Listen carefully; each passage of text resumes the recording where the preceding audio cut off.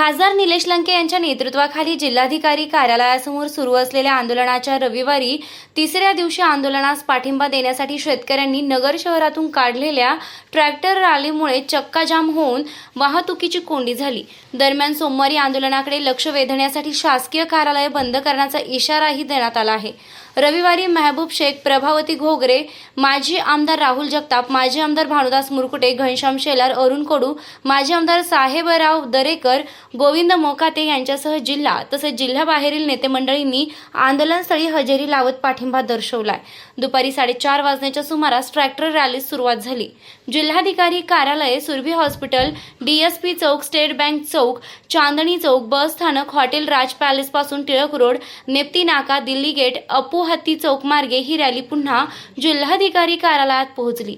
Rally दरम्यान doctor Babasaheb Ambedkar तसेच छत्रपती शिवाजी महाराजांच्या पुतळ्यास पुष्पहार अर्पण करून अभिवादन करण्यात आले।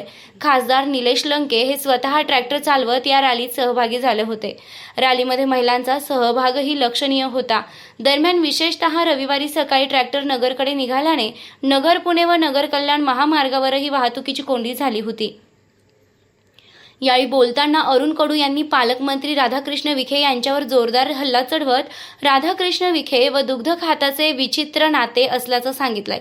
ज्यावेळी विखे यांच्याकडे दुग्ध खाते आले त्यावेळी दूध धंद्यांचे, दुग्ध उत्पादकांचे वाटोळे झाल्याचा आरोप कडू यांनी केला। दुग्ध व्यवसायाचे वाटोळे करण्यास विखे यांनी श्रीरामपूर व प्रवरा दूध संघापासून सुरुवात केली। विखे यांच्या ताब्यातून प्रवरा दूध संघ काढून घेतल्यानंतर 18 वर्षे या संघाचा कारभार उत्कृष्ट चालला।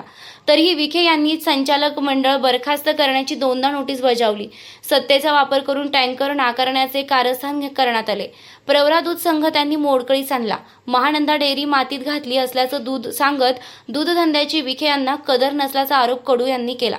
राष्ट्रवादीचे जिल्हाध्यक्ष राजेंद्र फाळके म्हणाले, पहिल्या दिवशी जिल्हाधिकारी सिद्धाराम सालीमठ यांनी आंदोलकांची भेट घेऊन निवेदन स्वीकारले असते तर आम्ही आंदोलन मागे घेतले असते। आज जिल्हाधिकारी आमच्याकडे आले तरी आम्ही आंदोलन मागे घेणार नाही। शेतकऱ्यांच्या पदरात काहीतरी पडले पाहिजे ही आमची भूमिका आहे।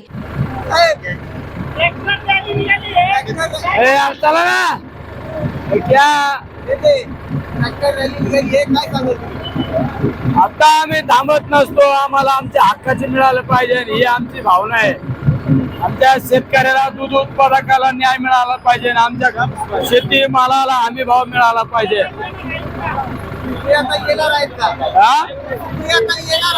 काही येणार आहे, सुप्रियाताई येणार आहे, राष्ट्रवादीचे प्रांताध्यक्ष जयंत पाटील आज येणार आहे, उद्या शिवसेनेचे नेते संजय राऊत साहेब येणार आहे।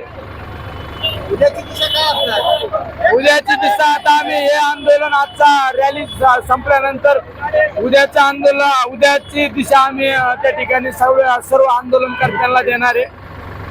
उद्या नगर जिल्ह्यातील सर्व शासकीय कार्यालय बंद करण्याचा आम्ही निर्णय घेऊ इच्छित आहे, आमचे सर्व आंदोलनकर्ते। माजी आमदार राहुल जगताप म्हणाले, या प्रश्नासाठी खासदार लंके यांनी उपोषणाचा मार्ग अवलंबू नये। झोपी गेलेल्या सरकारला जागे करण्यासाठी गाजावाजा करावा लागेल, गोंधळ घालावा लागेल। कांदा साखर निर्यात बंदी करून केंद्र व राज्य सरकार शेतकऱ्यांची अडवणूक करीत असल्याचं जगताप यांनी सांगितलं। राष्ट्रवादी युवकचे प्रदेशाध्यक्ष महबूब शेख म्हणाले, माजी खासदार सुजय विखे यांनी कोरोना संकटात विमानातून रेमडेसिवीर इंजेक्शन दाखविले, मात्र त्याचे पुढे काय झाले हे माहिती नाही। दुसरीकडे निलेश लंके यांनी पवार साहेबांच्या नावानं आरोग्य मंदिर सुरू करून हजारो रुग्णांची सेवा केली। विखे कुटुंबांना शेतकऱ्यांच्या प्रश्नांचं देणं घेणं नाही तर खोटे गुन्हे दाखल करणे, चौकशा लावून विनाकारण त्रास देणे यात त्यांना रस आहे।